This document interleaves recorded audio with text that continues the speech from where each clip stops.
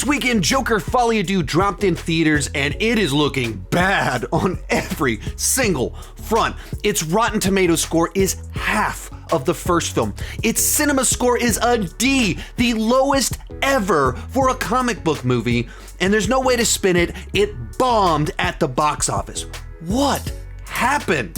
Let's talk about it.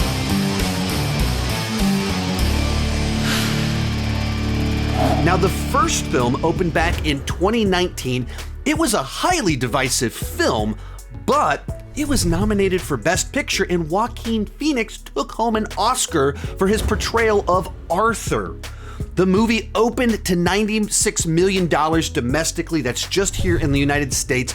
It went on to make over $1 billion, making it the first R-rated movie ever to gross over $1 billion.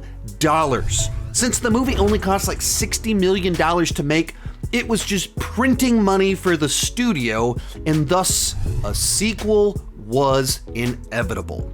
Joker Folie has bombed opening weekend. The first movie opened at $96 million domestically. The current estimates have Joker 2 debuting at only $40 million, less than half of what the first movie did. As a point of reference, last year The Flash opened at $55 million. The Marvels opened at $45 million. You know what movie opened at roughly $40 million? Morbius. Joker 2, the sequel to a billion-dollar film, is opening in roughly the range of Morbius. That's crazy. It's currently tracking to end its domestic run at just around $75 million. The original made $335 million just in the United States. Now, it is doing better internationally, where it made $80 million, and that tracks with roughly the comparison to what the first movie did, where 2/3 of the business came from international, 1/3 came from here in the United States. And what makes this so alarming is that this movie cost roughly 3 times as much to make as the first movie. First movie was made for something like $55 to $70 million. This one was made for $200 million. It cost 3 times as much, and it made half as much. Yikes. What on earth happened? Here's my 5 reasons for why Joker 2 bombed. Reason number 1, Joker 2019 was lightning in a bottle. This is a movie that probably always would have been very profitable because they made it at a modest budget and they made a film that resonated with a lot of people. But it came out at the perfect time to dramatically overperform. 2019 was the year of the billion-dollar films. It was the peak of the comic book movie genre, maybe right before the comic book movie bubble burst in another sense, and it was the perfect counterbalance to Avengers Endgame, where Avengers Endgame was this Disney-produced comic book movie made to be a crowd pleaser for the whole family, made for the broadest possible audience. Humor, action, cameos, all of the stuff that appeals to a broad audience. And Joker was an R-rated character study. It was a very dark film. One was broadly accessible, and Joker was provocative. It was interesting. It was dangerous. It was a movie that people responded to in such wildly different ways. Some people called the movie irresponsible to even make a movie like that. And that is interesting. It makes people want to go see it, where you have all of these safe Disney-produced billion-dollar films, and Joker is the edgy counterbalance that everybody wanted to see just to join the conversation about it. So, for that reason, I think this movie always was going to have a dip in box office. It still could have been highly profitable, but outside of 2019, outside of being that lightning in a bottle moment where the genre was so big and exciting, and this was the counterbalance, it was always going to have a drop-off. But now we're 5 years past the peak of the comic book movie bubble. The genre isn't what it used to be, and we already had this discussion. We already had this edgy film, and so the edge is gone. Reason number 2, Joker was a standalone story. The movie was designed to be this character study about Arthur, where you're looking at someone who can't fit into society and where society's not offering him the help that he needs, and so he rebels against society so society gets what it deserves. It's a movie that's kind of designed to stand on its own. Like, the first movie is overtly inspired by Martin Scorsese films like Taxi Driver, King of Comedy, movies that did not get sequels because it would make absolutely no sense to make sequels to those films. And that's essentially true with Joker as well. The temptation is there to be like, well, I want to see him as the clown prince of crime. Well, I want to see him run amok in Gotham. Like, I get the temptation because it's Joker, but for the actual movie that they told, which is about the tragedy of Arthur going from this sympathetic character that you're rooting for to a homicidal monster, it's not so easy to actually follow that up. It was designed to be a character study about what might drive someone mad to do that. But as soon as you do that next film where he's on a crime spree, it just doesn't work because the first one worked because you were rooting for Arthur and it was the tragedy of him turning into a monster. Once he is the monster, you're just watching a sociopath run amok, chaos. It doesn't work. It doesn't capture the energy, the tragedy or anything like that. So it's not a movie where it was obvious where a sequel would go. And if you wanted this Joker fighting Batman, keep in mind, the first film establishes that Arthur is decades older than Bruce Wayne. So what are we going to do? 70-year-old Joaquin Phoenix as a geriatric Joker battling Batman? Like, it doesn't work to do a sequel in the direction that pulls us more towards the DC canon. And so it's a movie that felt like it meant to just be this isolated Elseworld Joker origin story that stood on its own, and it was finished. And even what many of us have said about the second film, kind of for that exact reason, the second one just feels like a very long epilogue to the first film. That it's processing what happened, showing the results of it, but it's not really moving the story forward. It's just reflecting back on what happened. Hey, if you like this type of box office analysis, I do a weekly box office show on my Patreon page, where if you join at any level, as little as $2 per month, $21 per year, you get access to a weekly Q&A that's normally 90 minutes to 2 hours long, where I answer everybody's questions, and a weekly box office show where I kind of analyze the box office and kind of give my insight into it. So if this is something you're interested in, consider joining over on Patreon for more kind of box office and weekly box office talk from me. The link is down below in the description where you can learn more about all of that. Reason number 3, Joker was a polarizing film. That's part of what sparked its success. It became the water cooler film where before it even released, when it was just playing at film festivals, there was all this chatter of, is this an irresponsible film? Is it a masterpiece? Is it too derivative of Martin Scorsese? All of these things were kind of out there. And so when it came out, everyone wanted to go see the film to see where they fell with it. They wanted to join the conversation. So everyone went to go see it. But not everyone liked it.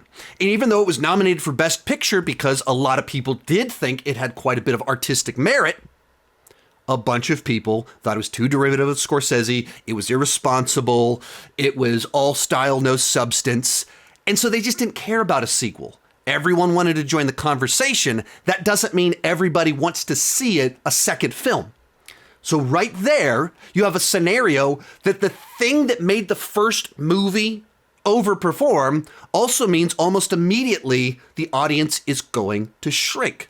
And you start kind of stacking some of these together, that the first one overperformed because it came out at the peak of the comic movie bubble, shrinks down a little bit. And you put out a movie that a bunch of people just aren't going to return because they didn't like the first one. It shrinks down a little bit.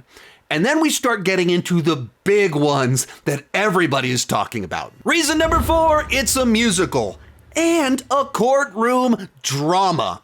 As soon as they announced that this sequel to a movie heavily inspired by Martin Scorsese was going to be a musical, a bunch of people just lost interest. Whether you like the DC character or just like the original film for its character study and its genre, there wasn't a lot of people thinking, you know what would be a great follow-up? A musical. No one was expecting that. Subverted expectations, unexpected, bold, risky. Good idea? Probably not. Joker fans, if you like the comic book character, you want to see murder and mayhem, not singing and dancing and legal arguments.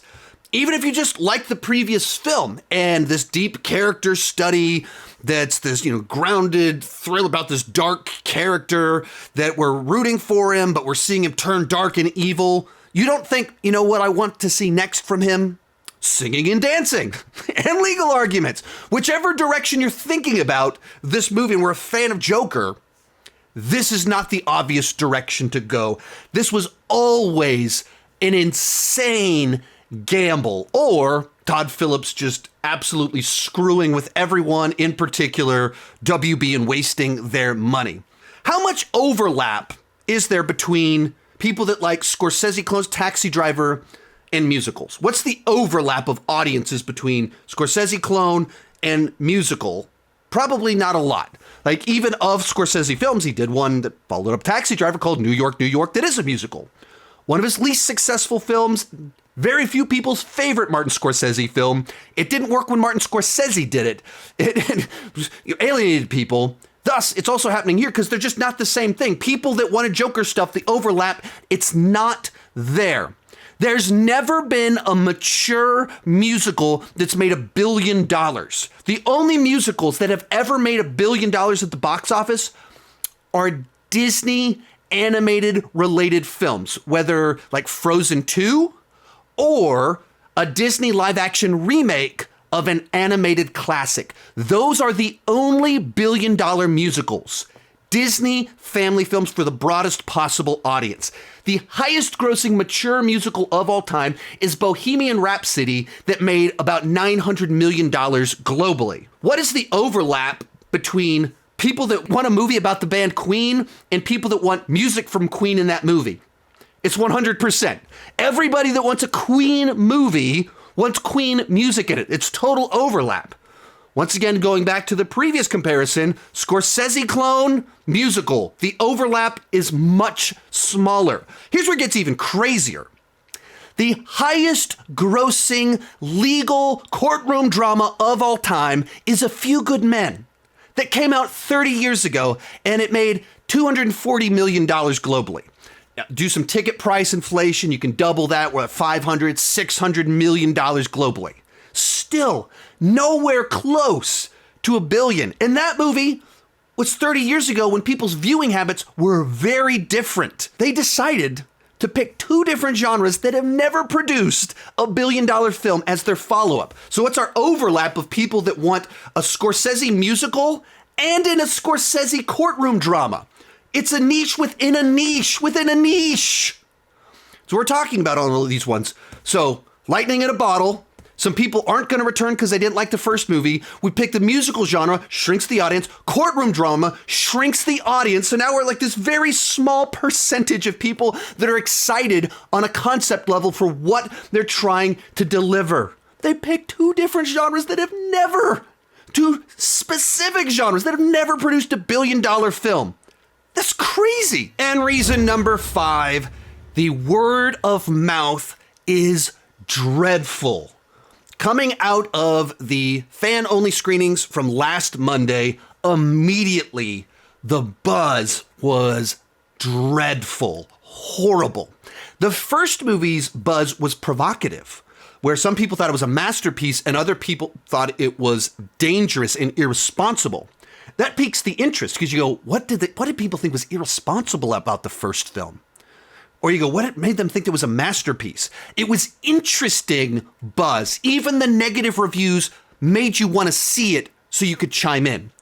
Versus the response on this one where people felt betrayed by the movie. They felt like it was a waste of time. It didn't have a point to exist. It didn't have anything to say. Like, they're the types of responses that make you go, I guess it's not worth my time. I was only kind of interested because it was a musical. Now I think I'm going to sit this one out. The audience score on Rotten Tomatoes is only 31%, which is like horrendous because that's the audience score. Those are the people that went, like they were excited for it. They went to go see it and they went, yikes, this is bad. It's already a little bit self-filtered. It's the people that chose to go see it. 31%. That's bad. The cinema score. That is a polling of audiences opening day. Gave it a D, the lowest ever for a comic book movie. Lower than Madam Web, lower than Fan Four Stick, lower than Batman and Robin. The lowest ever. And Cinema Score doesn't really measure quality, but it measures audience expectation. Did the initial audience, the most excited fans, get what they wanted out of the film? And to the greatest extent ever, the answer was no. That people did not like the movie that they got. And so people stopped going. As the weekend went along, the numbers started low, but then they kept dropping lower. The estimate, it started at like 60 million, then it was 50 million, then it was 45 million, and now it's about 40 million because they kept dropping as more information came out, as word of mouth spread. The Wealth Dad, an account that we follow each other on Twitter, he's an investor guy, but he loves movies. He's always talking about going to the movies. This is what he said. Joker Folie is the first movie since Madam Web where my wife and I refunded our tickets. Supposed to see it tomorrow, and we'll wait for streaming based on reviews. The early reviews have been so overwhelmingly negative, with it being a 2-hour plus musical, hard pass. And I think like he's the example of what a lot of people did. They went, all right, I'm not going to waste my money on this. Like, people are furious about the ending, saying it's pointless. They feel betrayed. It's not worth my time. I was on the fence, and he convinced me not to go see it. So a movie that they delivered a film that feels actively antagonistic towards its own audience, where you want a Joker movie? Nah, this is Arthur Character Study 2.0 about his identity. You want a sequel to your Scorsese-influenced film? Nah, this is a musical courtroom drama.